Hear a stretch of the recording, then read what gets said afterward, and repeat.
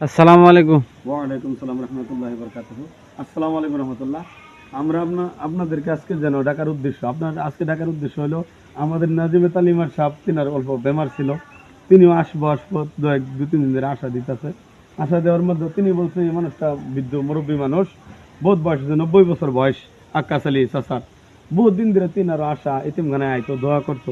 তা আমাদেরকে কালকে একজনে বলছে আপনি তিনারে তালাশ করেন, তিনি তো বাড়িতে আছে। এই বৃদ্ধ মুরব্বী চাচার অসাধারণ একটা গজাল এই এতিমখানায় বইয়া গাইব। এলে তিনার একটা আশা যে আপনার এতিমখানায় যাইয়া বাচ্চা লইয়া আমরা একটা গজাল কইতাম। সে যা হোক, আমাদের নাজমে তালিমাত মৌলানা হজরত মৌলানা রফিকুল ইসলাম সাহেব তিনিও এখানে উপস্থিত।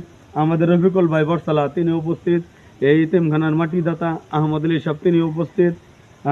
আমাদের ইতিমখানার মেন গার্জেন যে আবু বকর সিদ্দিক সাহেব তিনিও এখানে উপস্থিত।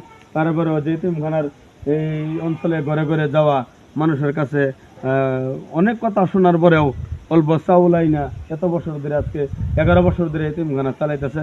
তিনিও মুরব্বী, আমাদের পরিয়ালের আমাদের বড় ভাই আব্দুল রহিম সাহেব তিনিও এখানে উপস্থিত। তারপরেও আমরা এই কথা কইতে বাধ্য যে দেখুন আমরা তো চ্যাংরা ছেলে মানুষ, আর এই মানুষটা আমাদের চাচা আক্কাস আলী সাহেব বৃদ্ধ মুরব্বী, 90 বছর বয়স। 90 বছর বয়সের মুরব্বী বৃদ্ধ মানুষের অসাধারণ একটা গজাল আপনারা শুনুন। হেলাইনো কোয়ার উদ্দেশ্য কি, কে লেগে আইলো এতিমখানা ছাদ ডালাই হইব বললা, জলসা হইব বললে আইসে শুনবার। এখন আজকে এতে জলসাটা তো আজকে এতিমখানায় না, আজকে শিলগুড়ি মাদ্রাসায় জলসা। আঙ্গরে এই এতিমখানার জলসাটা হইলো 4 তারিখ, ফেব্রুয়ারির 4 তারিখে ইনো জলসা কথা হয়েছে, জলসা দেওয়া হয়েছে। জলসার উদ্দেশ্য হইলো ছাদটা ডালাই করা।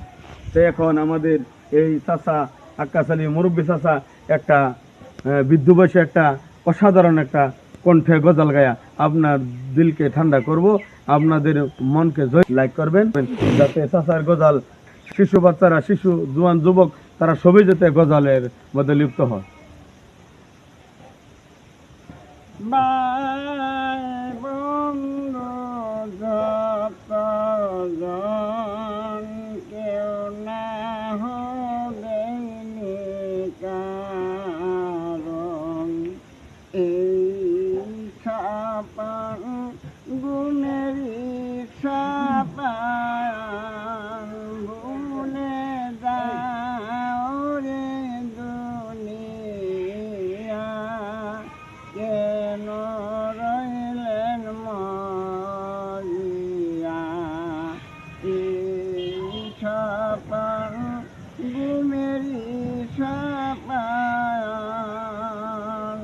দিন ফুরাইল সন্ধে চল, এহকাল পরকাল হারায় না, যদি কাল আর যাইরা আসিবে